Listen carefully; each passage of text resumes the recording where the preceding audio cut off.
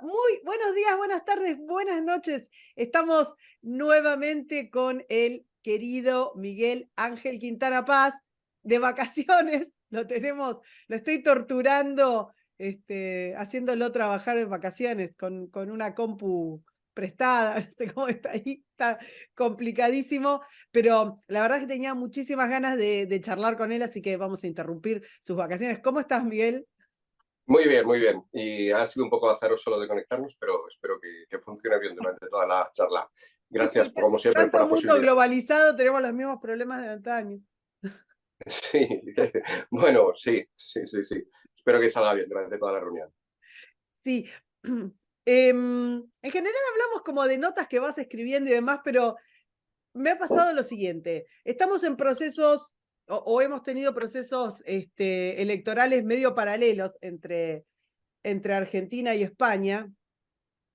Y ha Ujú. pasado una cosa que me sorprende mucho, que es, sobre todo en lo que fueron las elecciones de España, el resultado no, no tiró a Pedro Sánchez por el piso. Un señor que le faltó poco menos que poner a todos los españoles en fila y escupirlos, porque la verdad es que hizo de todo, económicamente de todo, socialmente de todo, políticamente de todo, religiosamente de todo, o sea, todas las cosas malas que se podían hacer en la menor cantidad de tiempo posible, las hizo todas.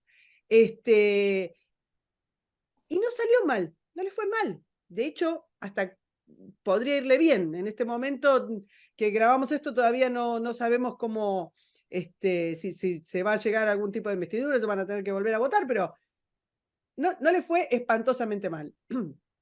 En Argentina, nosotros vamos culminando el cuarto gobierno kirchnerista, también, o sea, no dejó nada, no dejó desastre por hacer el kirchnerismo.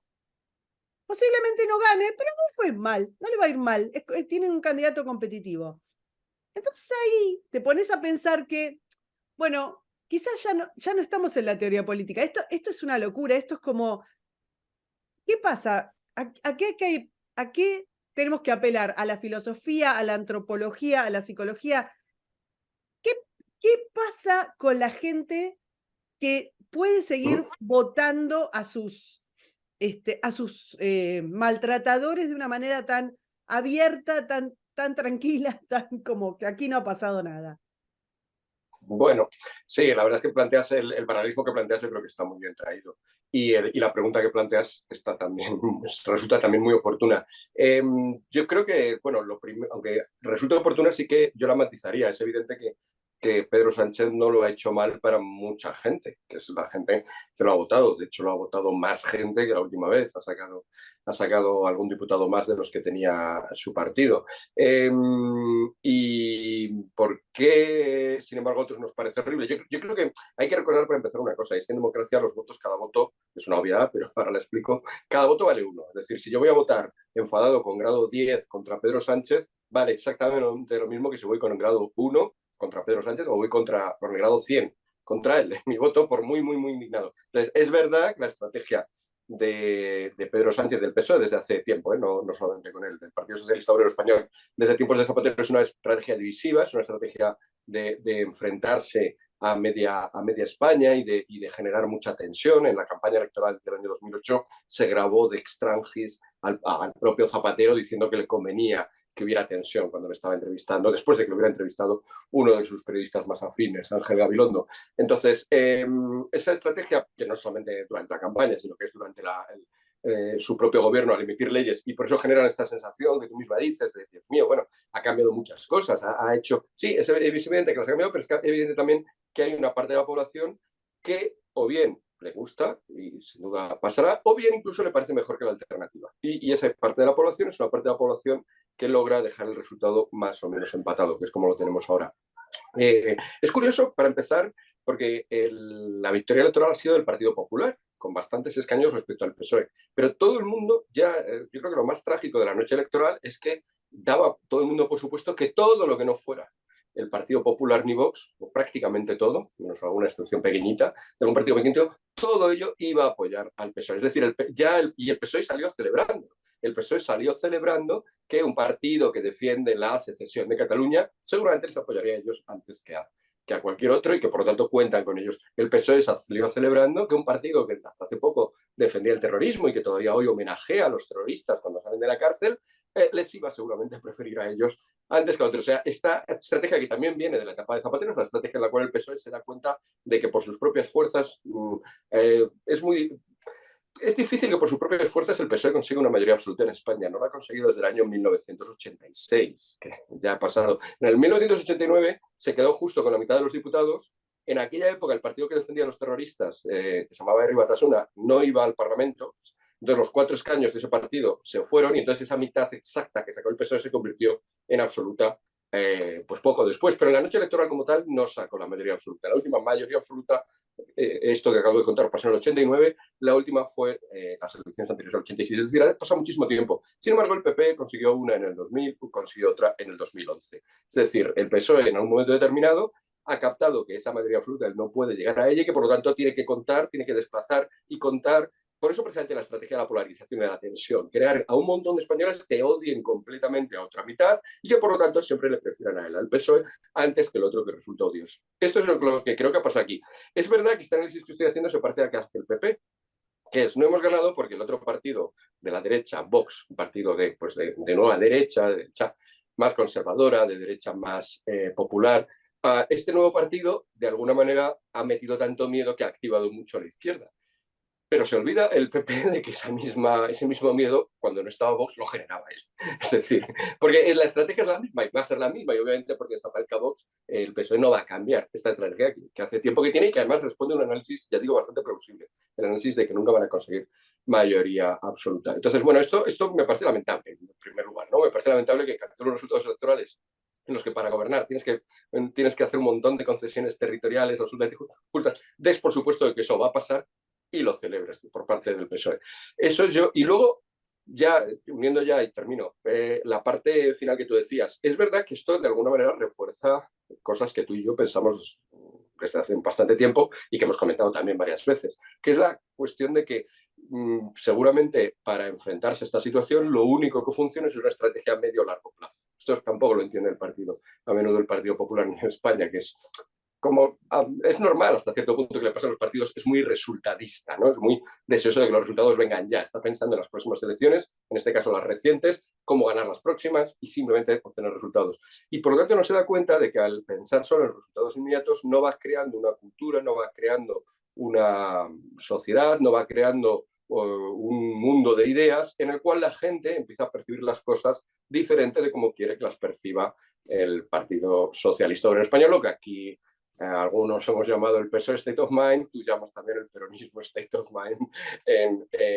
allí en Argentina. Y por último, un detalle, este sí ya muy politológico. Probablemente recordarás aquel eslogan de Bill Clinton en el año 1992, o de los asesores de Bill Clinton, que era It's the economy, stupid, ¿no? Es la economía estúpida. La economía al final funciona. En estos momentos en España la economía no va rematadamente mal. Es verdad que no va bien, pero no va rematadamente mal. Normalmente es verdad que cuando la economía va mal, eso favorece que los cambios de gobierno se producen y cuando la gente sobre todo no lo siente en sus carnes, que el Estado se está endeudando muchísimo porque ya la economía no va bien, pero se está endeudando muchísimo y la gente por lo tanto no los... Es así de tonta la democracia, pero bueno, esto ya lo sabía Platón, lo sabía, este peligro lo conocía Aristóteles, esto los peligros lo conocían los padres fundadores de Estados Unidos, esto tampoco es una reflexión excesivamente original mía. La gente hasta que no lo vive en sus carnes no actúa y entonces dado que esa deuda que se está acumulando ahí, que algún día habrá que pagar y algún día traerá un montón de problemas a España, de momento no la siente, pues bueno, pues si la cosa no va demasiado mal, pues para qué andar cambiando. Y por eso yo creo que también ha explicado el resultado electoral relativamente favorable al gobierno. Sí, pero aquellas cosas que nosotros pensábamos, este tiene que ser un límite. Soltar violadores. No, decís, bueno, pero acá, esto tiene que ser un límite. Los acuerdos con Marruecos, bueno, pero esto tiene que ser un límite. El crecimiento de la tasa de desempleo, bueno, pero esto tiene que ser un límite. No sé, los confinamientos ilegales. Es como si de alguna manera, analizando la política con las herramientas, digamos, de la ciencia política, sociología, no entendiéramos si se corrió lo sagrado, ¿no? Si se corrió el sentido común, si se corrió aquello que es el tabú, aquello con Sí, lo que no nos podíamos meter. De alguna manera, sí, digo, sí, sin duda. perdimos una brújula.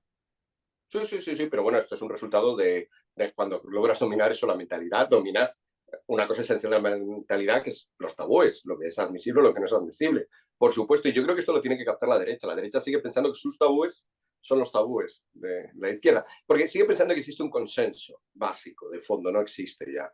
El resultado de esta labor, desde el gobierno de Zapatero hasta ahora, es el de romper la posibilidad de que haya un consenso básico, un consenso sobre el cual se creó la actual democracia en España, es un consenso que refleja la Constitución de 1978 y que ha permitido que, pues, con un partido, como en todos los lugares del resto de Europa, ¿no? Un partido un poquito más un poco más socialdemócrata, otro partido un poco más liberal, sin muchos excesos, ¿eh? Que en España tampoco ha habido una cosa exagerada, pero bueno, pues dos partidos así se turnaran más o menos pues en los años 80, los años 90 y en los primeros 2000. La cuestión es eso, que vivimos en un mundo distinto a ese, y en España en concretamente además ese consenso se ha roto. Es muy curioso porque ese consenso en la parte positiva se ha roto. La parte de que, bueno, de que hay unas líneas que ninguno vamos a traspasar, lo que tú estabas diciendo, nadie va a vender el país a fuerzas nacionalistas, disgregadoras, para, gracias a eso, mantenerse en el poder. Eso parecía que tenía que haber algún límite ahí. Bueno, poco a poco parece que ya no lo hay. Es un consenso roto. Y sin embargo, para otras cosas para las cuales es bueno que se rompan los consensos, que es las cuestiones desafiantes de, oye, pues yo no estoy de acuerdo con la actual ley del aborto, ahí sin embargo se impone el consenso como una especie de tapabocas, ¿no? Cállate, de esto no se puede hablar porque ya hemos llegado a una conclusión en la cual todos estamos de acuerdo, como todos de acuerdo, yo no lo estoy, da igual, de esto no se habla, ¿no? Entonces, el uso de la palabra, del término, de la concepción de consenso es terrible, ¿no? Se usa para lo que no se debe usar y para lo que se debe usar no se usa. Entonces, eso explica un poco. Por otra parte, todo lo que has dicho, que violadores hayan salido a la calle, hombre, pues esto ha degenerado mucha polémica, pero tengamos en cuenta que gran parte de la población, no solamente que ha votado a la izquierda, sino también que ha votado al partido de centro-derecha, el PP, está convencido porque los medios de comunicación, prácticamente en su totalidad, el 98%, les están repitiendo día tras día, que es que en el otro lado, los que podría gobernar, que sería el Partido Popular aliado con Vox, está Vox, que es que también quiere, como partido, también quiere maltratar a las mujeres, quiere poner plazas en medio de cada ciudad de España para que vayamos todos a pegar a mujeres desconocidas, porque eso es lo que desea que las mujeres sean pegadas. Esta es la mentalidad que se transmite. Entonces, es normal que entre la elección de que se suelten unos pocos violadores que no gustan y esta cosa absolutamente esperpéntica, que es prácticamente lo que se cuenta, pues la gente, de nuevo, no con una exhibición de excesiva inteligencia, pero ya digo, en esto no estamos siendo nada originales, pues opte por bueno, nuestros violadores ya han salido, pero es que el otro que viene es terrible. Es curioso porque, sin embargo, por supuesto, Vox plantea, sin embargo, las penas más duras para los violadores y para los maltratadores de mujeres, ya no solamente violadores, pero bueno, esto por supuesto no se le deja explicar, no se ha explicado. No sé qué otras cosas habías dicho esto de las mujeres, ¿qué otra cosa habías dicho? Así El tema como... de Marruecos, incluso el El tema tema de Marruecos, por separatista. ejemplo, sí, el tema de Marruecos, ahí hay un problema endémico de España, si nos ponemos muy estupendos, probablemente desde las independencias, desde hace 200 años, probablemente otra fecha buena sea 1898, las últimas independencias, la de Cuba, Puerto Rico, Filipinas. Probablemente otro momento interesante en esa evolución de ese problema español, pues sea la propia noción de democracia, ¿no? Las democracias son poco, por su definición, son bastante poco belicosas, bastante poco, no les gusta meterse en líos. Ya sea por eso, ya sea por las sucesivas pérdidas durante el siglo XIX de lo que era el Imperio Español, España es uno de los países menos interesados en política exterior. No lo digo yo. Hubo una encuesta hace ya de algunos años, pero bueno, no creo que haya cambiado mucho, del Real Instituto Elcano, que hizo esta comparativa entre varios países. Ganaba España Suiza, ¿vale? Era el más desinteresado por la política exterior, pero después iba a España. El segundo país era España. Claro, la situación de Suiza y la de España no tiene nada que ver. Suiza está en medio de montañas, en medio de Europa, rodeado de Francia e Italia, que no parecen países excesivamente problemáticos, sin ningún mar y sin ninguna vinculación especial con ninguna otra parte del mundo. España es todo lo contrario. Está vinculada con Iberoamérica, también tiene unos ciertos vínculos con el mundo árabe, está vinculada con Europa, o sea que para empezar está en esa triple mezcla geográfica y también mental inevitablemente nos tenía que interesar la política exterior y geográficamente estamos rodeados de mar y con una frontera, la frontera entre España y Marruecos, que es, este dato no sé si es exacto, pero probablemente la frontera del mundo en el que más disparidad de Producto Interior Bruto hay entre un lado y el otro, ¿no? O sea, que es por definición una frontera caliente. Por otra parte, nadie vamos a descubrir que en general el Mediterráneo, entre África y Europa, pues es un punto también conflictivo por el hecho de que llegan continuamente pues, inmigrantes que quieran llegar a Europa desde África, porque África y Europa son dos cosas muy distintas que también en general España y Marruecos son muy diferentes, pero Europa y África en general pues también son muy diferentes y están muy cerquita. Bien, en esta condición es muy loco esto, pero es así. En los debates electorales, ya no de estas elecciones, sino tradicionalmente casi nunca se habla de política exterior. A mí me gustan, por ejemplo, en Estados Unidos, cuando ves los debates electorales, claro, es verdad que estoy comparando con el país por definición que le tiene que importar, pero bueno, pero es absolutamente reconfortante ver el tiempo que se dedica, el análisis, el pormenor con el que se habla de hacia dónde va el mundo. En España prácticamente no se comenta esto y es, bueno, es un resultado de eso, de un país en este sentido pues muy acomplejado, ¿no? Después después de estas derrotas y de que se ha entendido la democracia como una especie de, bueno, ya todo va bien, a nosotros nos va más o menos bien, pues al resto del mundo le irá bien. Nadie será belicoso, nadie querrá. ¿Por qué alguien se iba a meter, por ejemplo, a conquistarnos dos ciudades que tenemos españolas, que tenemos en el norte de África? ¿Qué caso más absurda? Sí, cosa muy absurda para ti como español meterse en ese berenjenal, y entre otras cosas porque esas ciudades ya son tuyas, pero para Marruecos es objetivo prioritario de su política porque lo considera un residuo colonial, aunque esas ciudades fueran españoles antes de que existiera el propio Marruecos. Y después va a ir a por las Islas Canarias, y después vete tú a saber, porque el Islam tampoco últimamente se caracteriza por ser específicamente pacífico. Entonces, bueno, sí, ese es otro de los problemas implicados. ¿Y cuál era la otra cuestión que habías dicho? ¿Las No, Marruecos, te había las mujeres? comentado de temas económicos, tasa de desempleo, Mm. de subsidios al empleo. Lo, En realidad era como un paquete en el cual me lleva a pensar más allá del tema específico, porque te había hecho el paralelo con Argentina y estamos más o menos en lo mismo, de qué fibra, qué fibra hay que tocar para que alguien diga, este es mi límite, yo más allá de esto no. A mí, por ejemplo, los confinamientos me parecieron mm, terribles. En mm, España fueron sí, particularmente graves y sin embargo tampoco. Entonces, más allá de los casos particulares que realmente llaman mucho la atención, lo que estás comentando, hubo, no sé cuándo fue ese evento, más allá de las tensiones que hay con Ceuta y con Melilla permanentemente, hubo un evento, no me acuerdo si fue el año pasado o el anterior, pero sí, estaba Pedro Sánchez de como una especie de movimiento de 10.000 personas en un día, una cosa así, sí, sí, sí, sí, sí. casi extorsivo o extorsivo, Sí, sí, sí, sí. Sí, que es te tiene guerra que hacer híbrida. un clic de, bueno, mirá, Sí, para que tu presidente después vaya, digamos, y dé concesiones que históricamente nos hubieran dado y rompiendo pactos que no se deberían haber dado. Entonces, mi pregunta es, ¿cuál es la fibra? Por eso volvía. ¿Cuál es el tabú? ¿Dónde se corrió ujú, el espacio del... Bueno, con esto no me meto, el mismo caso, ahora te quería preguntar de los chicos, de la sexualización de niños, tuvieron ujú. tienen una ministra diciendo que los chicos podían consentir el sexo, y es como, tampoco eso te hizo ruido.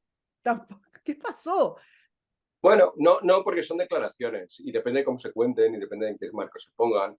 Y es verdad que podía parecer que una declaración que se les escapaba, que era un error, que estaba hablando del consentimiento de los chicos hacia el futuro, ¿no? O que simplemente no se da cuenta que estaba hablando del consentimiento de menores, que por definición, cuando son menores de 16 años, pues que no tienen... bueno, es una cosa, por lo tanto, ya que adquiere una cierta capacidad de duda y entonces ya va a depender completamente del marco en el que lo pongas. Y es en donde vivimos, en un marco general, para empezar, que aligera todas estas verdades.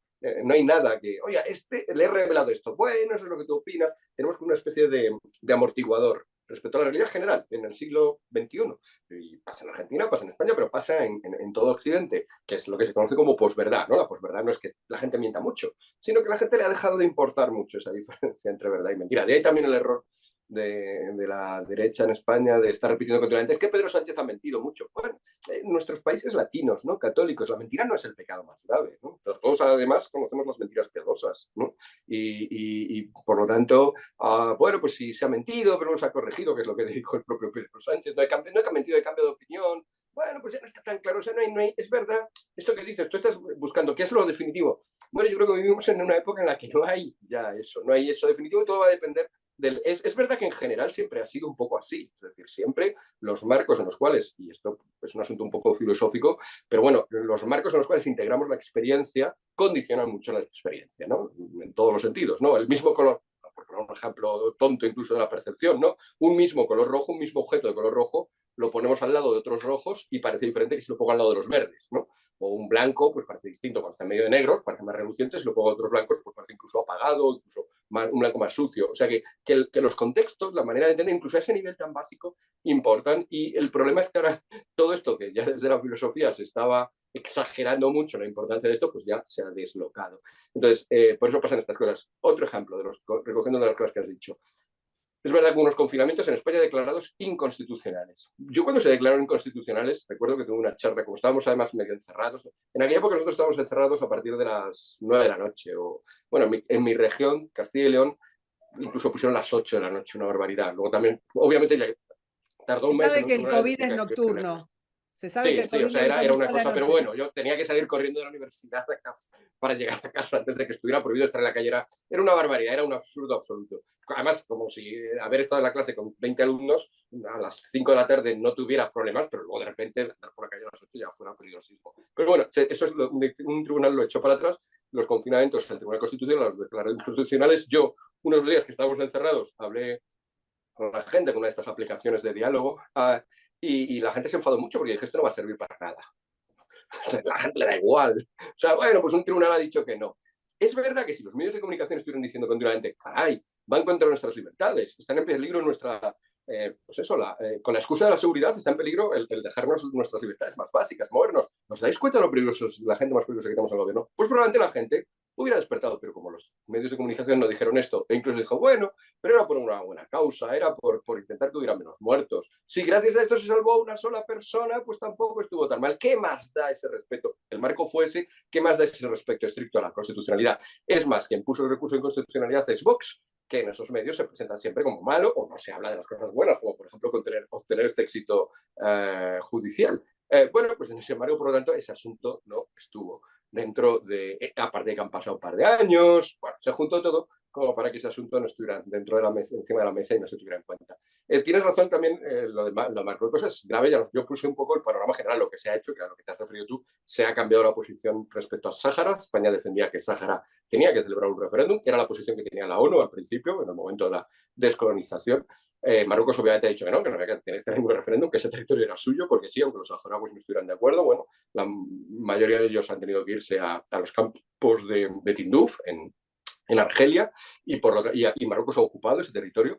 España tradicionalmente y entonces estaba un poco paralizada la cosa. Y de hecho Marruecos estaba entretenido con esto, estaba entretenido con el asunto Sáhara, por lo tanto no molestaba demasiado. El cambio de postura de España es que ahora ha dicho que sí, que tiene razón Marruecos y que ese territorio es suyo, con lo cual no solamente quita a Marruecos esa ocupación y la dirige hacia el norte, sino que además traiciona a los saharauis que obviamente pues, han quedado ya sin uno de los pocos apoyos que tenían en el mundo.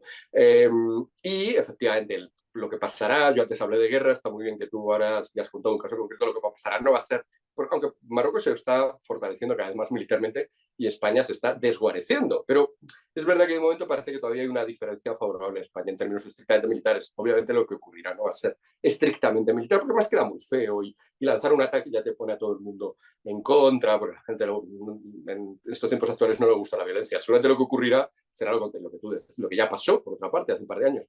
Meter un montón de menores, meter un montón de... y vendrán un poquito más mayores, un poquito más jóvenes, un poquito más formados, hasta que en un momento, con una escalada en la cual en ningún momento sepas cuándo reaccionar, porque en el momento que te pongas a reaccionar te puedes matar a adolescentes, bueno, adolescentes un poquito más, no armados, estos iban armados, se producirá ahí un fenómeno de guerra híbrida que se llama, en el cual, precisamente por el repudio actual de la violencia, no se tomará ninguna medida concreta de esta otra violencia. Es una noción la trabajé hace algún tiempo y recuerdo que en Chile, por ejemplo, gustó mucho la idea de neoviolencia, ¿no? Es la idea de, la trabajé en un artículo hace un tiempo. Es esta nueva modelo de violencia que tenemos ahora, que es una violencia muy peculiar. Es una violencia que pasa por ser parecida a la de Gandhi, a la no violencia. Yo en realidad no lo es, en realidad sí que es violenta, pero los medios de comunicación abonan la idea de que es del otro tipo. Y por lo tanto, mentalmente es muy difícil enfrentarte a ella, porque parece que estás yendo contra pobres, desvalidos, no violentos, y que eres tú el malo en el momento que te enfrentas, ¿no? Contra esos pobres niños marroquíes que les ha dado por pasar de 4.000 en 4.000 a través de simplemente porque no tenían otro sitio donde ir. Me decir, mira, esto es una estrategia de... Bueno, y además estoy yo, seguramente, o sea, a mí me sentaría mal ver a un policía o a un militar disparando contra un niño de 10 años, claro. O sea, es que los seres humanos somos así. Entonces, evidentemente, claro, te hace plantearte qué es lo que hay al otro lado, quién es capaz de lanzar a un niño de 10 años a algo así. Claro, bueno, pero ya te tienes que poner en esa mentalidad que decíamos antes, en la que no todo el mundo comparte nuestras claves de lo que es el mundo actual. Por cierto, todo esto de la posverdad, todo esto de la, bueno, no seamos violentos, es estrictamente occidental y por eso es tan problemática una frontera entre el mundo occidental y el occidental, con además la diferencia económica que he dicho antes, como es la frontera entre España y Marruecos. Es occidental y es de un lado, porque es cierto, vos podés tener desde el lado del PSOE, desde el lado del kirchnerismo, incluso del lado del PP o de la oposición en Argentina, que pueden decir, han dicho cosas, y bueno, y después el año siguiente dicen otra cosa, o dicen una barbaridad de alguien y después más o menos se ponen de acuerdo. Y, está bien, es cierto, medio se diluye. Ahora, si tenés un solo político liberal, ni siquiera tiene que ser político, una referencia, poner en tu caso, un pensador liberal o de derecha, que dice una cosa que más o menos pueden tergiversar, entonces ya no hay más posverdad. Es una verdad escrita en piedra. Pero, ¿entendés? O sea, No, pero, dijo pero fíjate, esto. no, fíjate, sí se basa en la posverdad, porque según el viejo esquema diríamos, Dios mío, me han tergiversado de una manera tan burda que bastará con que llegue yo, diga, me explique y triunfará la versión correcta porque la gente querrá saber lo que de verdad dije. Y sin embargo, tú y yo nos estamos sonriendo ya cuando he explicado esto, porque esto ya no funciona. ¿Por qué? Porque la gente se va a adherir al otro, no porque sea verdad, o sea, no porque crea que es verdad, es mentira, ¿eh? Ha sido una tergiversación. La gente se va a adherir a la tergiversación no porque crea que es lo correcto, sino porque dicen los suyos, porque le reconforta, porque le alegra saber que hay gente mala, de derechas, que dice esas cosas tan feas, y los medios les están dando alimento a esa convicción. Entonces, ese es estrictamente el problema de la posverdad. Y hay otro autor que ha hablado de epistemologías tribales, ¿no? Estamos en un mundo de epistemologías tribales, es decir, nuestro criterio para saber si algo es verdad o mentira no es ya si la realidad se corresponde, ¿no? En este caso, la realidad de lo que yo dije y lo que los medios están diciendo de lo que dije yo. No, nuestro criterio es tribal, es, oye, ¿quién está diciendo esto? ¿Me gusta? ¿Me cae bien? ¿Es de los míos? Entonces me apunto. ¿Lo está diciendo uno de los otros? Lo rechazo, ¿no? Es un criterio muy primitivo y es una pena, pero es ya sé que nos estamos poniendo un poco estupendos, pero bueno, en fin, tampoco vamos a hablar solamente de los escaños concretos que ha sacado el PSOE. Yo creo que por eso es una cosa que ataca a la raíz misma de nuestra civilización. O sea, que no es ponernos muy estupendos diciendo, Dios mío, estamos en un tiempo de crisis absolutamente importante. Es que realmente cuando uno mira los últimos 2.000 años, en este caso sobre la cuestión de la verdad, los últimos 2.400 años, nuestra civilización, la herencia griega sobre todo que tiene, se ha fundado sobre la idea de que la verdad importa, de que el intelecto importa, de que más vale saber que no saber, que más vale estar con la verdad y con la realidad que con la no realidad. Y eso hoy se está atacando. Mario Perniola, uno de mis maestros, desgraciadamente ya fallecido, profesor en Roma, pues decía que él conocía muy bien el mundo chino, entonces podía hacer la comparativa. Decía, en China esto sí que ha pasado. China sí que ha oscilado entre periodos en los cuales la clase intelectual y por lo tanto el saber y por lo tanto la verdad era tenida en alta estima y luego bajaba a ser tenida en muy baja estima y con ella los mandarines y se expulsaba el mandarinato, se atacaba el mandarinato. Hay una especie de oscilación, por poner el ejemplo de otra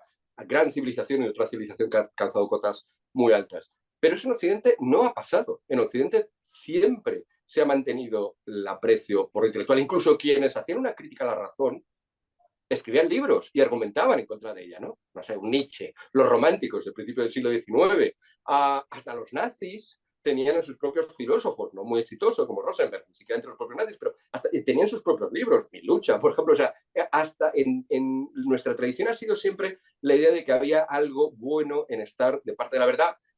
Es verdad que luego muchos mentirosos intentaban ocultarla por sus intereses, pero tenían que combatir contra esto. Esto ya no es así. Se lo hemos puesto muy fácil a los mentirosos, a los tergiversadores, porque ese aprecio se está perdiendo y esto es algo nuevo. Esto es, hay que irse a 2400 años más atrás para detectar esa dejadez. Esto, por otra parte, también, solo mencionado como nota de página, esto posiblemente es una de las cosas que explica que hayamos tenido que la ciencia haya surgido en Occidente y no en otros sitios. Un científico también tiene dificultades. Un científico es un señor que se encierra en un sitio, hace cosas raras. Al principio pensaban que era magia, hace sus experimentos, que luego sale y que dice una cosa más rara, ¿no? Existe la ley de la gravedad, existe pues el vacío funciona de esta manera, dice un montón de cosas extrañas y siempre ha tenido a mucha gente en contra, pero por suerte tenía también esto, que en el fondo algunos decían, oye, pues no será verdad, y entonces ya se ponían de su lado. Y cuando al final se veía que era verdad, los otros se tenían que callar. Esto no es de por sí, esto no lo podemos dar por descontado. Hay muchos otros lugares donde si lo que tú dices es raro, si eres un rarito, una rarita, dices cosas raras, eres ajena a mí, pues ya me da igual lo que digas, ya fuera, cállate o peor todavía, o te vamos a hacer cosas peores porque no nos interesas y porque no hay esa reverencia, ese auténtico aprecio que hasta ahora hemos tenido en Occidente por la noción de verdad. ¿Cuándo empieza todo esto? Te cuento algo que me pasó cuando fueron los últimos disturbios en Francia, que tiene, viste, cíclicamente y van escalando, y después de vuelta decís, bueno, ¿cómo se recompone esto? Bueno, acá no ha pasado nada. Bueno, en fin, pero de todas las imágenes dantescas que había, hay una que me llamó particularmente la atención, escribí sobre eso, no sé si lo viste, hay una señora de 70 y pico, 80 años, que se arrodilla y le pide a la policía que iban a detener a los que estaban vandalizando, yo qué sé, prendiendo fuego. Y la señora se arrodilla y les pide que no vayan a detener que no peleen, que no presenten batalla. Fue una cosa que me mató. Mirá, te voy a mandar el video.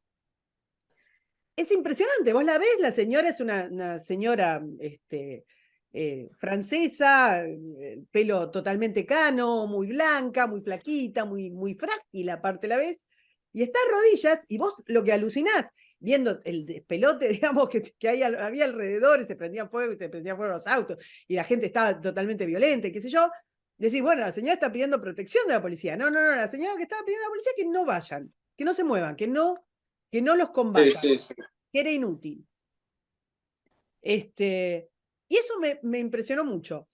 Y nada, y comentándolo con algunos amigos, uno me dice, bueno, es la juventud del 68. Estaba pensando lo mismo, estaba pensando eso, Pero vos sabés que, por la edad que habías descrito. tal cual. No son raros los paralelos porque comienza todo en Nanterre exactamente como en el 68 y también ahí tuvimos un momento de quiebre, bueno, no lo tuvimos nosotros, pero lo tuvo esa señora. Ese momento de quiebre de la noción del sentido común o de la noción de verdad. Y era un momento de quiebre, te diría, muy parecido al wokismo. De hecho, son los que educaron a los que educaron al wokismo, pero en eso de que no es que tenías un concepto, yo qué sé, si querés, marxista clásico, de reemplazar una forma de ordenamiento con su propia noción de verdad por otra, sino que era, digamos, quizás si querés más lúdico desde el punto de vista que pensemos que el 68 larga con la intención de que los dejen usar digamos, los dormitorios mixtos y que había un montón de consignas que fueron tomadas de una manera un poco azarosa, prohibido prohibir, bueno, está bien, no sé qué quiere decir exactamente, y que fue así, como inconexo, como fluido, como ingrávido, como sin demasiado, pero rompió la noción de sentido, por lo menos de sentido común. Y de alguna manera, es algo que nosotros lo hemos hablado también, la rompió tanto que no nos dimos cuenta. Porque es cierto que De Gaulle ganó después, y es cierto que toda esa gente no sé, que Daniel Rojo después fue eurodiputado, se fue integrando. Pero es como si te hubieran dejado la pantalla no rota y dijiste, bueno, está bien, pasaron 3 días, pasaron una semana y después no pasó nada, perdieron. Y sin embargo, todo eso, toda esa noción de sentido discontinuo, si querés, terminó educando y terminó generando, digamos, apoderándose de los espacios simbólicos que tenemos hoy. Entonces, no es tan nada todo esto que estamos diciendo, toda esta ruptura, digamos, del sentido común. Sí, sí. No, yo creo que, bueno, has hecho un análisis excelente desde un caso concreto, una mujer que seguramente era joven en el 68 en París, y hasta esto que has dicho. Fíjate, es verdad las claves que tú misma has dado, ¿no? De mayo del 68. Se refería a cosas como, has dicho, jugaba con era lúdico, ¿no? Era un aspecto de juego. El juego es un componente esencial de nuestras vidas, pero todos sabemos que es un componente del cual no, a partir del cual no organizamos la sociedad, o no organizamos las instituciones, o no organizamos nuestra relación con la realidad. De hecho, en eso consiste el juego, en abstraernos de la realidad, y de repente cuando yo estoy jugando contigo, pues no sé, a un juego de mesa, pues a lo mejor yo soy un rey de un imperio y tú eres una emperatriz o una presidenta de una república imaginaria. Vale, y ahí nos lo pasamos muy bien en ese sitio y ya está, justo por eso, porque nos saca de nuestra realidad. Cuando eso lo pones en primera, claro, era insospechado y yo creo que era muy poco pensable por parte de los que no compartían los principios del 68 que eso fuera a triunfar como ha triunfado, justo por eso, porque como estaba tan alejado de la realidad, no podía irse implantando la realidad. Y se ha ido implantando, y cuidado, es verdad que luego al final siempre permanece un fondo de realidad, que es lo que tú has aludido a ello antes, es decir, luego es verdad que no todo es lúdico, luego es verdad que policía sigue existiendo, luego es verdad que multas se siguen poniendo, luego es verdad que si yo digo ciertas cosas, por ejemplo, sobre la guerra civil aquí en España, sobre el régimen de Franco, no se lo van a tomar de manera lúdica. Uy, mira qué divertido, qué cosas dice que Franco fue un gobernante muy bueno, que tuvo cosas buenas y tal. Uy, no, ahí sí me van a poner una multa. O sea que, por supuesto que hay un doble juego muy interesante, pero los componentes de cómo lo lúdico impedía todo y, por ejemplo, nos impedía esta relación más sana con la realidad, pues se han dado. Lo lúdico has mencionado, el sexo, ¿no? Si los dormitorios eran comunes o no. Bueno, el sexo es otro momento, un poco de otra paréntesis en nuestra vida cotidiana, en la cual la relación sexual como tal es algo distinto al resto de cosas que hacemos y nadie pretende en eso basar todas las relaciones en eso, focalizarlas en eso, o que las instituciones estuvieran ocupándose continuamente de eso. Eso ya, por ejemplo, en España, bueno, y en Argentina, es palpable, no estamos continuamente hablando de las relaciones de hombres, mujeres, de quién hace qué, de quién oprima qué. Hay una ley también que se ha aprobado aquí en la cual pues realmente pues parece que llega un punto en el cual tienes que demostrar tu inocencia si alguien te acusa de un... Entonces, todo eso también se ha colocado en la primera plana, no tan lúdicamente de nuevo, porque es una ley, hay multas, hay prisión, a algunas personas les puede fastidiar extraordinariamente la vida, pero está envuelto en esta idea bueno, de lo sexual, lo lúdico, lo divertido. El juego, la fiesta, ¿no? Lo que fue un poco también mayo del 68 en cierto sentido, la irreverencia respecto a la autoridad, todo eso son cosas, son momentos concretos, en algunos momentos es verdad que cierta irreverencia, cuando sale el profesor reírnos de alguna cosa que ha hecho, de vez en cuando irse de fiesta, ponerse un disfraz, son cosas que a todos hacemos de vez en cuando y que están bien, pero lo que ha pasado todo eso, que era marginal y muy satisfactorio, por obra de autores que de hecho lo reivindicaban y que están en esas coordenadas. Estoy pensando justamente estas experiencias que nos sacan de la realidad, estoy pensando mucho en otro francés, Bataille, por ejemplo, ¿no? Que focaliza mucho en estas experiencias. Bueno, pues la fiesta, lo lúdico, el juego, el sexo, todo esto se ha ido colocando dentro y nos ha ayudado a este distanciamiento respecto a la realidad. Bueno, yo creo que es clave, es verdad que se puede buscar más atrás, podemos buscar más atrás incluso, eso ya es ponerse muy filosófico, pero en realidad la focalización en estas cosas meramente subjetivas frente a la contundencia de la realidad,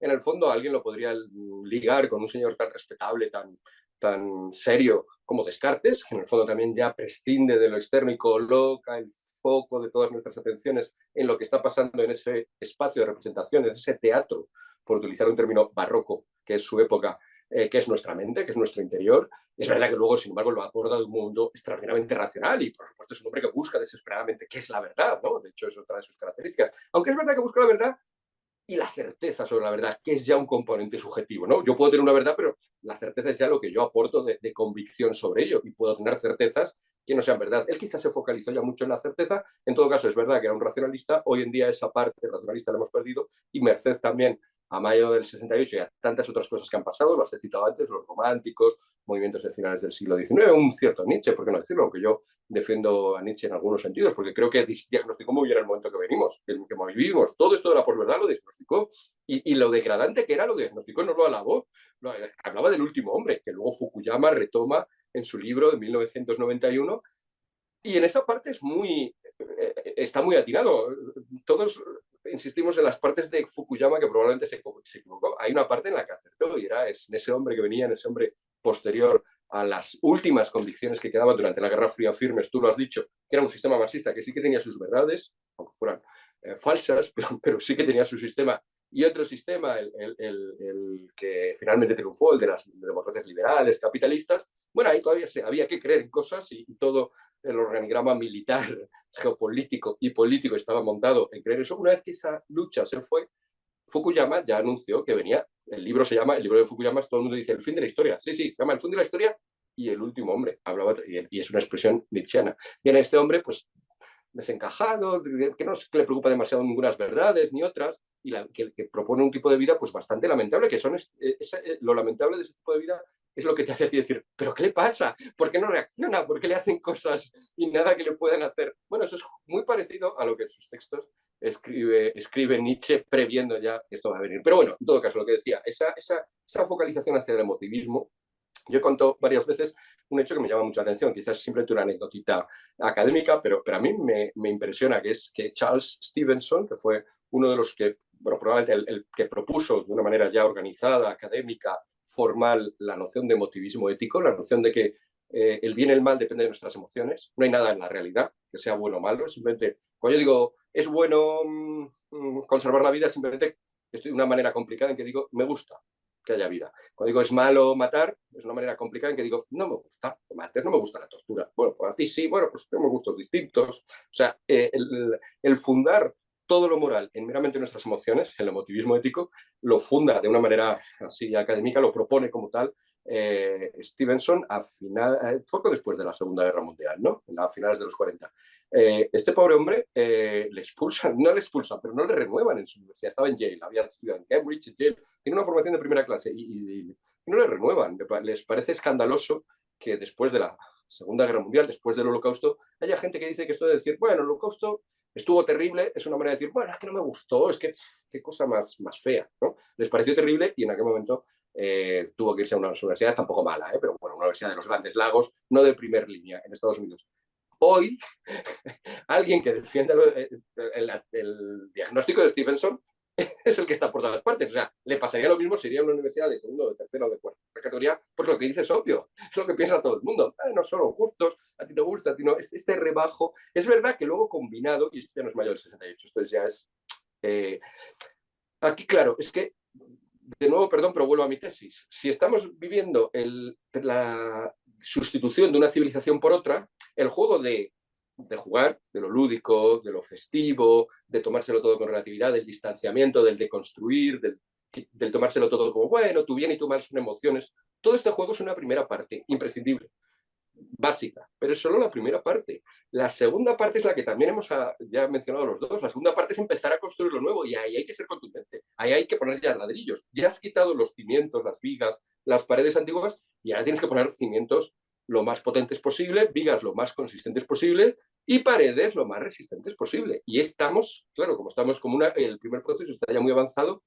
Por otra parte, esto ocurre también cuando se hace reforma de edificios, no se tira completamente y se construye, a veces se va transformando poco a poco. Bueno, ya hemos tirado mucha parte de nuestra civilización anterior, hay ya que empezar a poner los fundamentos, hay que empezar a poner ya algunas vigas, incluso algunas paredes del nuevo, y ahí ya viene toda esta contundencia y viene todo ese, que es verdad que hay cosas sobre las cuales no, si yo digo, por ejemplo, si yo dijera lo que he dicho antes, bueno, las cosas que hizo Franco en España no me gustan mucho, pero bueno, es un gusto, a ti te gustarán todavía menos, otros si les gustan, ¿qué más da? Ahí ya no, ahí ya la nueva civilización que viene hay que ser muy contundente, y la visión que tenemos que tener sobre el pasado, de quiénes son los buenos y quiénes son los malos, es solo la de la nueva civilización que viene. Esto quizá civilizacional no es tanto, es más contexto español. Pero en términos civilizacionales, pues son muchos otros de los ejemplos que hemos dado. Es decir, si yo ahora dijera, pues a lo mejor el suicidio me parece un problema más grave que el maltrato a las mujeres, porque tiene en España causa como 10, no 10, bueno, 20, 30 veces más, 20 sin duda,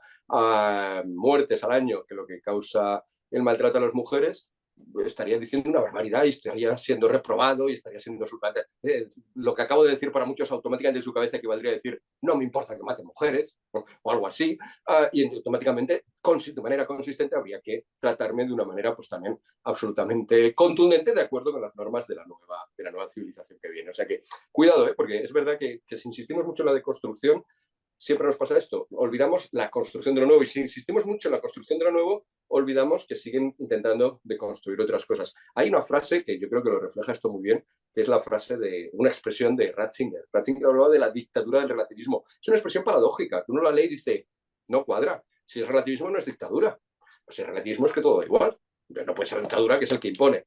Es que es el juego con las dos, se va relativizando unas cosas y luego se van imponiendo otras.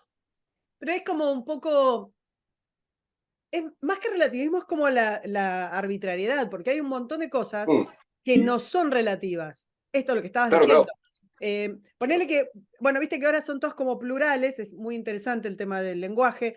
Tenés las infancias, ¿no? Entonces, tenés las infancias trans, que andás a ver todo, digamos, cada parte andás a ver lo que significa, pero de pronto hay una problemática que es inamovible. O sea, vos no podés dudar de que existan unas infancias trans que además, digamos, representan todo el arco, viste, que van uniendo como un montón de puntos que tienen que ver con la autopercepción, con la idea de que hay, como que está separado. Es raro, a mí me cuesta hablarlo así, vos sabés que no tengo religión, entonces no sé cómo plantearlo sin ser como, parece despectivo, pero es como si hubiera como un cuerpo, Dios hace un cuerpo y hace un sí. alma. Sí. Y después van y llegan a la Tierra y Stingy, se ponen todos juntos. Entonces a veces la pifian y entonces un cuerpo equivocado. ¿Qué corno es un cuerpo equivocado? ¿Cómo? ¿Que entonces hay un cuerpo correcto al que le correspondía y cayó mal? Digo, es muy extraño, para mí por lo menos, pensarlo. Supongo que alguien que piensa, digamos, en términos más espirituales podría entenderlo y a la vez estar de acuerdo o no. No me entra en la cabeza. Bueno, todo eso no se puede poner en duda. No se puede poner en duda para nada. Ahora, si vas a los términos estadísticos y decís, bueno, está bien, pero mirá, hay infancias que son, no sé, sordas. Hay un montón de chicos sordos y entonces quizás tendríamos que tener políticas públicas más inclusivas para los chicos que tienen problemas auditivos, porque estamos en un mundo digital y yo qué sé, un montón de problemas. Porque si vamos a las estadísticas, supongo que las deben triplicar. Bueno, no le importa a ningún político. Entonces, es como más que del relativismo, o por lo menos el relativismo en los términos clásicos, clásicos hace medio siglo, pero bueno, el tiempo pasa rápido, así que clásicos, es como la arbitrariedad. Esa arbitrariedad es, además, básicamente elitista. Digo, no está yendo la gente por la calle pensando en alguna de estas problemáticas de las infancias, de las brechas. No hay una problemática. Cuando vos ves no sé, las encuestas de cuál es la problemática de la gente, están más o menos siempre alrededor de la economía, si tienen empleo o no tienen empleo, si pueden ahorrar, digamos, dependiendo, pero temas de orden económico y temas de orden de la seguridad de su familia o suya, yo qué sé, si les roban, si les roban, y ya está. Ya está. Y después cada uno tendrá, pero digo, no, entonces todas estas cuestiones de las que estás hablando, que es como, bueno, ok, si se corre la vara o el concepto del sentido común, que el sentido común también es coyuntural, si querés, o si se corre, no es real en la calle, no es cierta, digo, no pasa, no es real. Sí, bueno, primero una cuestión de nuevo un poco filosófica y de detalle solamente. En realidad, cuando te referías a esa imagen que te parecía extraña de un cuerpo, un alma que se juntan, en realidad quien defiende algo parecido a eso no es ninguna religión que yo conozca, sería Platón, por ejemplo, esa es la visión platónica. Bueno, hay una religión, el cristianismo en la etapa de Orígenes. Orígenes sí que intenta, no de los Orígenes, sino de Orígenes, el autor. Orígenes sí que la visión que tenía, es el primer gran teólogo, el primero que pone la teología, el pensamiento sobre la fe en el foco, ¿no? A principios del siglo III. Orígenes es verdad que, y ahí coge a Platón, y es verdad que intenta que hay una especie de mezcla entre platonismo y cristianismo que luego no funciona y es rechazado, y Orígenes, el pobre hombre, entre todas las cosas, por culpa de esto, no es ni siquiera santo, a pesar de su importancia clave en la historia del cristianismo. Pero es excepto Orígenes, en realidad, y Platón, en realidad la visión no es la cristiana, no es tampoco, que ha tendido más a una visión más judía, incluso aristotélica después, ¿no? Que es la idea de que en realidad el alma no es una cosa así separada que ande por ahí en un cielo o caminando y luego se junte con una materia, sino que no es más que la estructura, lo que hoy diríamos la forma. Bueno, a lo mejor la palabra forma nos lleva más a lo estético, es la estructura de la materia. Entonces no tienes, la estructura de la silla no existe sin la silla. Bueno, existe cuando yo la dibujo, ¿no? Y por eso puedo, pero no es la silla, no tiene nada que ver con la silla. Cuando yo tengo la estructura de una silla en mi cabeza, no tengo la silla, porque meter la silla en mi cabeza me dejaría, o me rompería el cráneo, ¿no? Tengo otra cosa que no tiene nada que ver con y que la silla verdadera no es más que la mezcla de esa estructura y de la materia de la silla. Y por lo tanto, igual que ocurre con la silla, ocurre con las personas. La persona es una unión indisoluble de alma y cuerpo. No hay un alma por ahí, un cuerpo. Somos alma y somos cuerpo. No somos un alma que tiene un cuerpo o un cuerpo que recibe un alma. No, somos esa mezcla. Es verdad que luego en el futuro, cuando muramos, según el cristianismo, ahí ya adopta tesis que no son estrictamente aristotélicas, pero en principio la tesis es así. Bien, bueno, esa idea, por lo tanto, tuya de ver lo raro, pues es la idea que ha sentido de rareza todo el mundo ante el platonismo.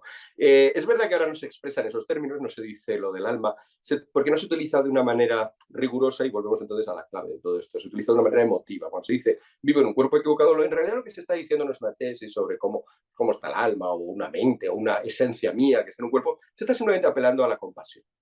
Fíjate qué sufrimiento, fíjate qué mal, ¿no? Por otra parte, en cierta medida, vivo en un cuerpo equivocado, no estoy de acuerdo con mi cuerpo. Y eso sí lo podemos entender, ¿no? O sea, yo aunque no crea en un alma separada de mi cuerpo y tal, sí que veo mi cuerpo y digo, oye, pues me gustaría cambiar algunas cosas, o me gustaría que algunas cosas funcionaran mejor, ¿no? En mi cuerpo, ¿no? Y supongo que le pasará incluso a todos, incluso a veces le pasa más a la gente guapa, sana y fuerte, que todavía quieren un cuerpo más sano, más fuerte y más guapo. Bien, El ese concepto sentimiento lo igual sentimos todos. no es exactamente el mismo, porque o sea, todos nos gustaría tener, no sé, el cuerpo de una modelo de Victoria's Sí. Secret, en mi caso, no sé el tuyo. No, yo ese no. Claro, y pero permanecer, pero digo, claro, una cosa es que vos añores y que después eventualmente, digamos, acciones para tal, no sé, te mantes en el gimnasio, o no, comas una sí, lechuga, sí, yo qué sé, sí, eso. Y otra cosa es que vos consideres que sos una modelo, que sos en sí, realidad, ¿entendés? Es como si fueras una piedra que sí, falta sí, sí. esculpir, que está mal esculpida, que alguien le hizo mal. Claro, sí, no, si yo no estoy describiendo un razonamiento, estoy describiendo una estrategia para hacernos sentir, es decir, si yo, pues eso, me gustaría correr más veloz y no lo hago, y eso me causa un pequeño sufrimiento, claro, si en realidad todo sobre mí está mal, eso no me pasa a mí, pero hay gente que me dice que le está pasando, generarme una compasión de, esos pequeños dolores que siento yo, esos pequeños sufrimientos, esas pequeñas insatisfacciones, en tu caso es muy radical. Intenta generar en mí, lo que digo, una compasión, porque este sí que es, volviendo al emotivismo, ¿no? Este sí que es la emoción ética fundamental que hemos elevado al rango de absoluta, que es la empatía. Y aquí está la clave de la otra cosa que tú decías. La empatía no es nueva, la expresión empatía sí que es más nueva, pero bueno, es la compasión de toda vida, ¿no? Es la capacidad de sentir el mal que está sintiendo el otro. Y esto, pues, por ejemplo, Hume le dio un papel muy destacado. Claro, Hume, otro tipo que rechazaba la razón. Por eso estas cosas vienen a veces de lejos, ¿no? Rechazaba la razón incluso para captar bien la cuestión de causas y efectos, no digamos en la ética, ¿no?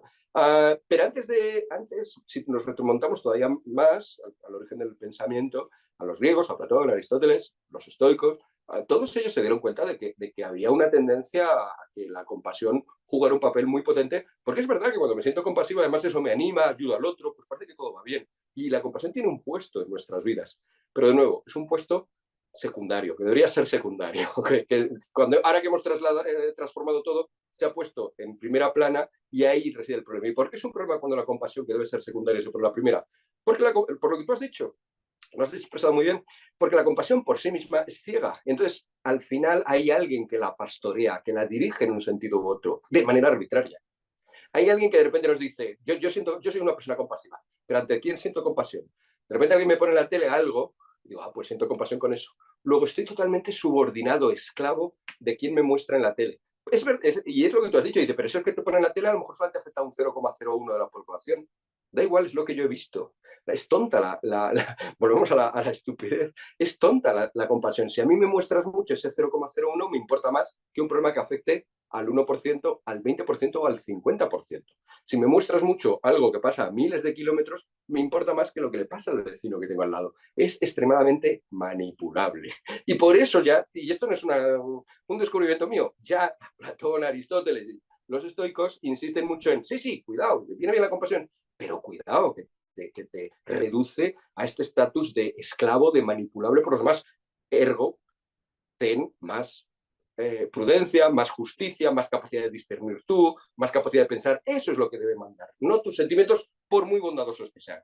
Porque, por cierto, hay estudios muy interesantes sobre la empatía, sobre la compasión, que incluso esto que he dicho lo refutan. No son siempre bondadosos. Basado en la compasión, se basan muchas veces en la compasión, los que tú, si has puesto algún pero a ir contra el sufrimiento de los niños trans, pues podrían considerarlo legitimado ir a tu casa y cuando sales por la casa, pues por la puerta, a broncarte o a hacerte algo peor, ¿no? Y todo eso basado en la compasión que sienten por esos niños, pero que en este caso no se extiendan hacia ti, que de hecho, o a lo mejor hacia tus propios niños, que están padeciendo también ese scratch. Bueno, es muy loco, pero es en eso en lo que vivimos. Vivimos por haber olvidado la importancia de lo racional y de la verdad, porque la verdad sería, no, pero vamos a ver, no te compadezcas de ellos y vengas contra mí. Vamos a ver si lo que he dicho es verdad, vamos a analizar si lo que he dicho es verdad y luego ya, si he dicho una barbaridad, pues dime que he dicho una barbaridad. No, ahora lo primero no es la verdad, lo primero es con quién me siento empático, con quién me siento compasivo, con esos niños si tú eres alguien que los ataca, qué cosa más terrible. Bueno, todas estas cosas que estamos hablando, tengo un millón de cosas más para preguntarte, pero estas cosas que estamos charlando, y nosotros estamos en un espectro, ponele, no sé, de la derecha liberal, más conservadora, se le dice derecha, podríamos charlarlo, bueno, si no, se usa para describir rápidamente. Todas estas cosas y otros debates que se están dando alrededor de agendas quizás de crecimiento que tocan aspectos muy graves como la producción, los alimentos, los medicamentos, un montón de debates que vos plasmás y que un montón de gente va pensando. La derecha política no nos toca. O cuando nos toca No. mal, agarra, se lo comenta a algún asesor y le dice, mirá, está hablando de eso. Bueno, entonces lo tira para la mona, y entonces habla de bioética y queda espantosa, porque, porque la izquierda o la socialdemocracia tienen súper masticado, entonces cuando hablan de bioética, por ejemplo, en la instalación de cuestiones de orden, yo qué sé, de preferencias sexuales o de eutanasia y lo tienen armado y ya saben, viste, los cortes y por dónde ir, y entonces apelan a esta empatía o a la intolerancia. La derecha cuando sale mal, lo dice mal y queda horrible, y después si le repreguntan vuelve para atrás. Y esto no es en España o en Argentina, es en todos lados. La desconexión, y vos escribías la vez pasada sobre si la derecha odiaba a sus intelectuales, o también da para pensar si los intelectuales odian a la derecha, pero digo, hay una falta de pensamiento a largo plazo. Después, insisto, aparecen, ¿no? En las campañas aparecen y tiran a Bartola, entonces quedan horribles, quedan una cosa mal trabajada, mal dicha, sobre todo en cuestión, por ejemplo, cambio climático, entonces sale alguno y dice que el clima no cambia, entonces queda como un enfermo de la cabeza. Bueno, digo, ¿qué pasa que, que, la, que los políticos de derecha, o quizás son demasiado oportunistas y no tienen realmente interés de entender cuáles son los debates que se están dando del otro lado de la intelectualidad o de la gente que va pensando estas cosas, o no sé, o son más lelos que los otros? Sinceramente no lo sé. Este problema que sacas es tan importante como que justifica mi profesión. O sea, yo me dedico justamente a abordar este problema. Justamente me dedico a dar formación a gente joven pues para que esté preparada a medio, yo lo que dices de a largo plazo me asusta un poco, vamos a decir medio, a medio plazo, para que a medio plazo sí que haya personas capaces de integrarse en la política, en el discurso político en España, preparados. Formo a gente de veintitantos, hombre, esperemos a que tengan treinta y tantos o 40 y por lo tanto, pues bueno, 10, 20 años a lo mejor es ese medio plazo en el que a Lo mí que me pasa es gusta que de haber pensar. empezado antes, mirá, volvamos a Daniel Rojo. O sea, Sí, sí. dijo un montón de Sí, estupideces, inconexas, todas pavadas. Y bueno, y no sé, 50 años después dominaban el mundo. Digo, no es un plazo sí, tan sí, sí. largo. A lo largo de la historia es un Ya, pestañeo. ya que lo has mencionado por segunda vez, Daniel Rojo, entre otras, y vinculado con el sexo, una de las cosas que hemos comentado antes, una de las pavadas que dijo, bueno, tiene toda una descripción de cómo está con niños de guardería y se le Escribió un acercan libro. y le bajan la Escribió un libro bragueta sobre y que pederastía. les gusta, tal. O sea, que tiene una parte ahí absolutamente tétrica. Y este hombre llegó efectivamente a diputado del Parlamento Europeo con los verdes, ¿no? Los verdes aquí entendido como ecologista, no como viejo verde. Bueno, él era relativamente joven, que es lo que es esta experiencia que narra. Eh, Estoy también muy de acuerdo con lo que has dicho sobre la preparación en el otro lado. Una anécdota del día con el cual hemos empezado esta charla, que hemos empezado comentando, que es el día del 23 de julio, el día en que hubo elecciones en España. Ese día ahí me conectó France 24 horas, en su versión castellana, en español, y que tiene la sede en Bogotá. Me conectaron para comentar las elecciones muy temprano, todavía no había los resultados, o sea que era un comentario como muy previo. Bueno, es una televisión, yo no la conocía, la verdad. Es una televisión extraordinariamente progre, muy, muy, muy woke. Y ya el planteamiento de la pregunta que me hicieron, la primera solo me hicieron una. O sea, hago un poco de spoiler, de destripo. La cosa no acabó bien. Pero la primera pregunta que me hicieron ya era, ¿usted piensa, antes de que no se habían cerrado ni siquiera las urnas, ¿usted piensa que si ganara la derecha, la ultraderecha, perdón, si la ultraderecha llegara al gobierno, esto acabaría con los derechos sociales que se han conseguido durante el mandato del actual gobierno? Bueno, esta era la pregunta, este era el marco de la pregunta sobre neutral. Yo no sabía por dónde empezar a cogerlo, si centrarme en la cuestión de la ultraderecha o en esto de los derechos sociales que hemos ganado. Escogí esta segunda opción y como hablar en general de derechos sociales era un poco abstracto, quise ir a uno concreto, que es el que ha salido aquí también, ¿no? Se considera derecho social que ahora a un menor se le puede empezar a hormonar, incluso en contra o a transformar su cuerpo, incluso en contra, a mutilar su cuerpo, vaya, incluso en contra de los deseos de los padres. Esto es un derecho social, empecé a proponer que eso quizá no era un derecho social.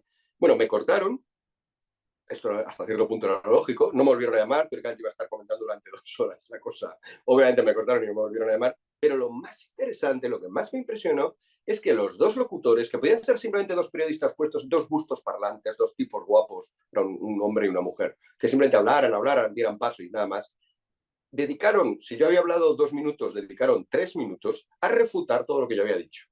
Con falacias, sí, aludieron a la OMS, aludiendo a un montón de cosas que yo no había dicho, hicieron creer que yo había dicho una cosa distinta y luego la refutaron. Bien, sí, pero dieron un montón de datos, dieron un montón de ideas. O sea, no eran dos cualesquiera, eran dos personas bien formadas en la mentalidad progresista, woke, izquierdista actual y muy bien entrenados. Esto no sé yo si pasaría en el otro lado. Bueno, espero que no, espero que lo de cortar a alguien a quien estás llamando desde España, pues no fuera práctica habitual, porque incluso a mí, que soy bastante belicoso, me parece extremadamente maleducada. Pero es capaz de enfrentarse en un diálogo, lo que deberían haber hecho ellos, en vez de quitarme, que hubieran entrado en un diálogo conmigo. No lo hicieron, lo rechazaron, era mucho más fácil hablar sin darme a mí la posibilidad de replicar, pero ellos soltaban cosas. Hubiéramos sido capaces del otro lado de soltar cosas, de poner en aprieto a un cualquiera que hiciera declaraciones que nos parecieran disparatadas.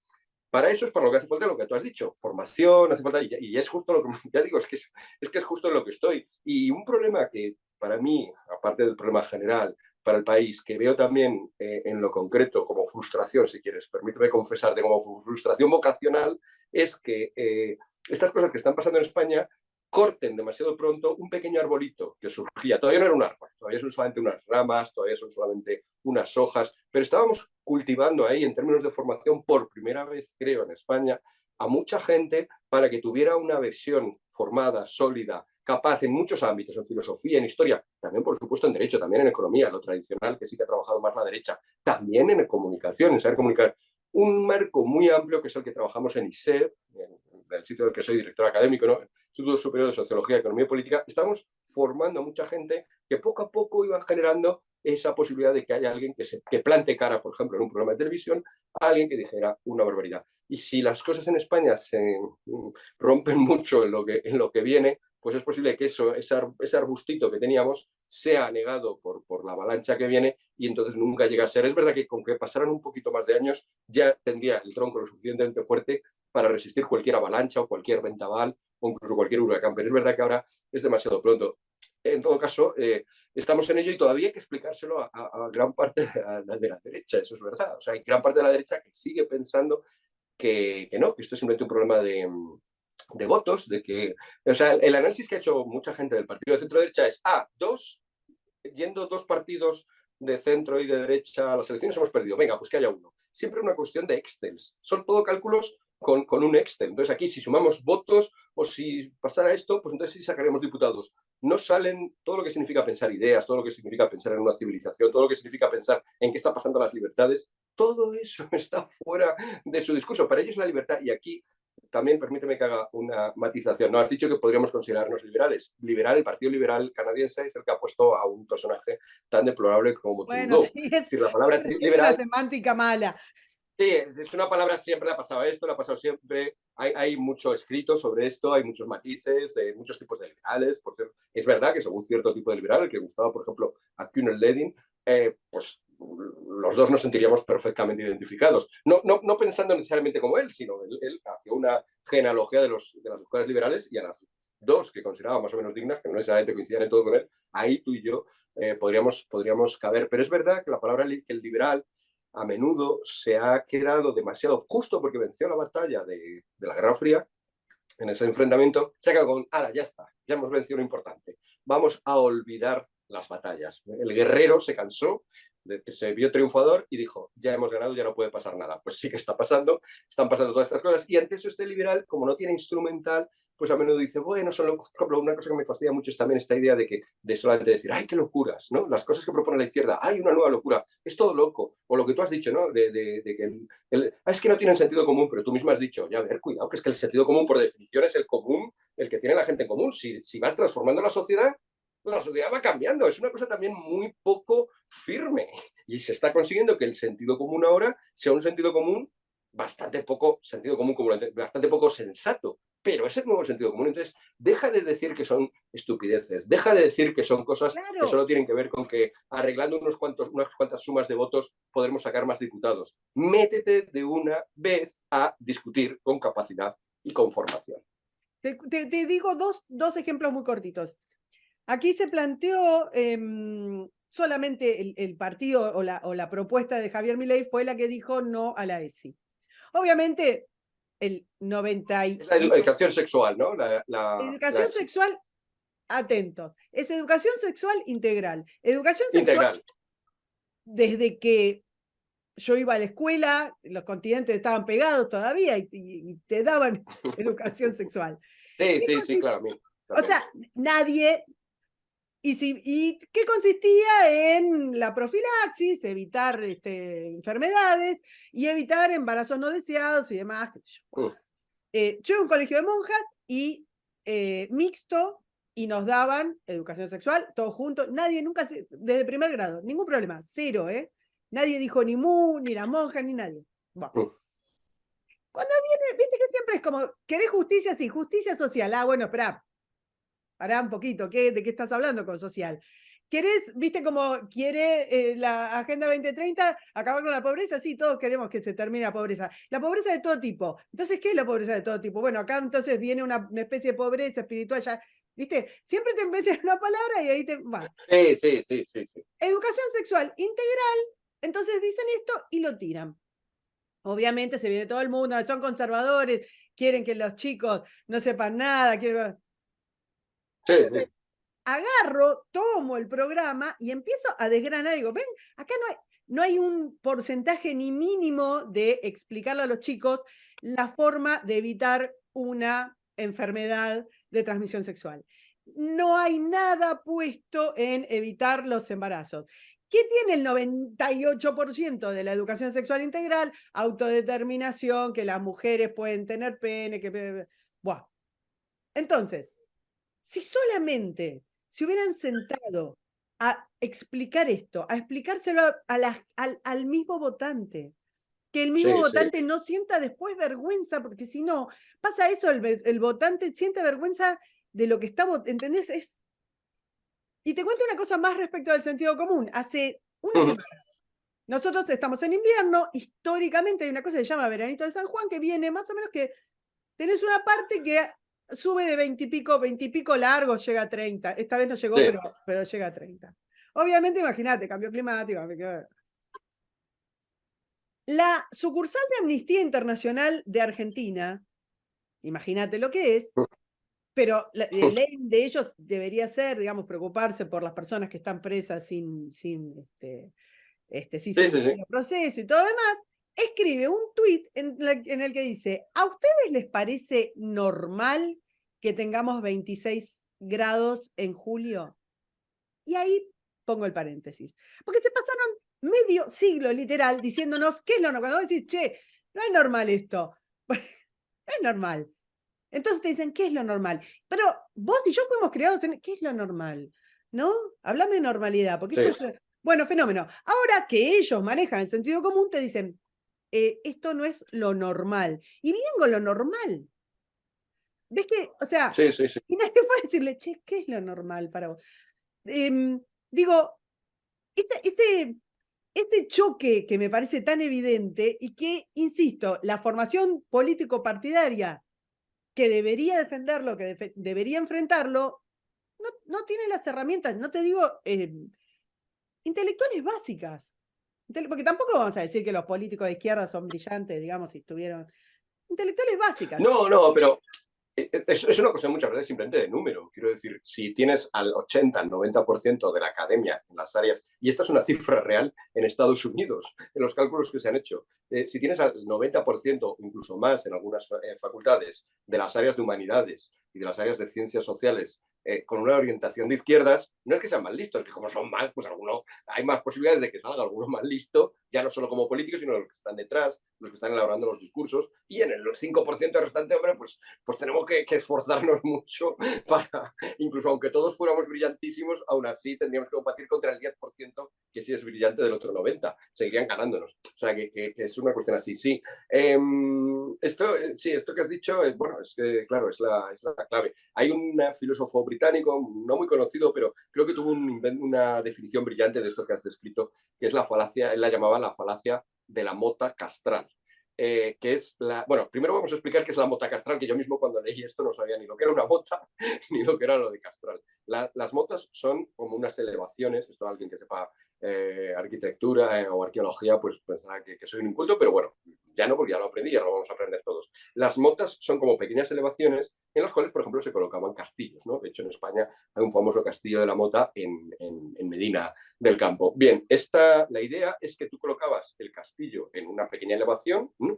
Y luego alrededor de la elevación y ya fuera del castillo, creabas un espacio menos defendido pues a lo mejor con alguna valla tal, que era un poco pues la zona donde podías cultivar, donde tenías más pozos, donde tenías un poco un espacio menos defendido, pero muy fructífero, ¿no? Para tus objetivos. Ese es el castro.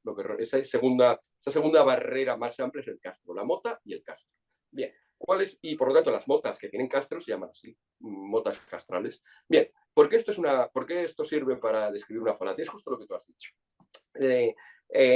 Quienes hablan como lo que tú has descrito juegan con esos dos espacios. Con un espacio de una mota muy fácilmente defendible, la mota está elevada y es el castillo probablemente, es muy fácilmente defendible, prácticamente es inatacable, que es, en el caso que tú has descrito, hay que dar educación sexual a los niños. Claro, ¿quién está en contra de esto? ¿Quién podría oponerse a esto? Es casi inasequible esa fortaleza, ese castillo, esa mota. Bueno, cuando discutes con la gente que defiende la educación sexual integral, se van a eso, se van a simplemente hablar de educación sexual. Yo no, si yo estoy defendiendo esto, entonces claro, pues ahí ganan, porque todo el mundo dice, sí, sí, claro, menudo loco que no quiere que les digan a los niños que hay anticonceptivos o que hay los nombres de los órganos sexuales o algo así. Bien, ¿qué es lo que pasa? Que cuando no les estás atacando ahí, entonces ya se expanden hacia el castro, igual que ocurre Pues en las motas castrales. El castro es un territorio mucho más amplio, donde ya empiezan a meter un montón de cosas que no caben en el castillo, como son terrenos de cultivo, manantiales, riachuelos, y ahí es donde te empiezan a decir, no, y entonces también vamos a meter eso que tú decías, que es el 90%, porque el castro es mucho más grande que la mota, el 90% de la educación sexual integral, que son ya un montón de cosas que sí que son atacables, que sí que son difícilmente defendibles. Pero claro, cuando vayas a atacarlos dirán, no, pero entonces tú no quieres lo otro. Se vuelven a refugiar en la mota, ¿no? Están jugando continuamente entre estar en la mota cuando se defienden y estar en el castro cuando quieren imponer sus principios y cuando quieren ir poco a poco convenciendo a la gente de mira qué bien se vive en el castro, porque es también, y además está indisolublemente unido a la mota, y esto pues es lo que el verdadero sentido de la mota es, en el fondo, proteger esto. Bueno, ese procedimiento ocurre con muchas cosas. Ocurre con, yo qué sé, voy a poner otro ejemplo, el feminismo, ¿no? Si tú haces una crítica al feminismo, estás en contra de las mujeres. Claro. Claro, ya te colocas en una posición. Se han ubicado en una fortaleza muy fácilmente defendible, porque claro, y te colocan en una posición de que no puedes vencer, no puedes subir esa muralla. En el momento en que dices, no, venga, pues sí, soy feminista. Eres feminista, entonces estarás a favor de las cuotas, estarás en contra del capitalismo. Pues para Claro. ser feminista ahora también hay que ser anticapitalismo. Te sacan un listado. Ese es el castro, el territorio que están cultivando, que esas asociaciones feministas que se refugian en un nombre que parece que está solamente en la mota, en realidad cultivan. Todas las asociaciones feministas que reciben parte de nuestro dinero se dedican a cultivar todas esas otras cosas que no están realmente en la esencia, en la mota del feminismo. Y podemos ir, bueno, con lo LGBT igual, ¿no? O sea, estás en contra, quieres apalear gays, o quieres que vivan reprimidos, o quieres que vivan ocultos, o quieres que no puedan tener derechos, que no puedan Bueno, pasa salir a la calle y exactamente lo decir su mismo cuando orientación criticás sexual.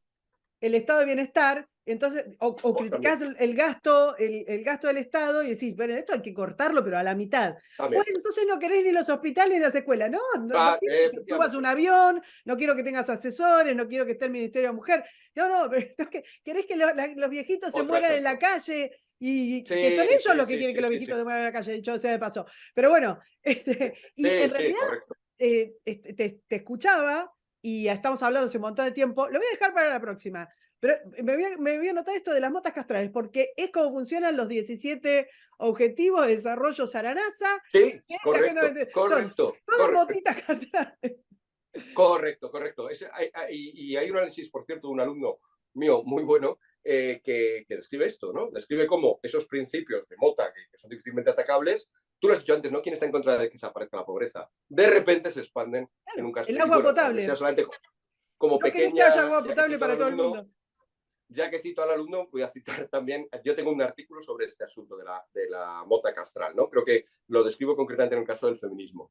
Es eso, el artículo se llama La falacia más peligrosa de todas. Es ya de hace unos años, pero es que yo ya detectaba que era la que en el espacio público estaba cundiendo más, porque es que es muy útil para este tipo de estrategias.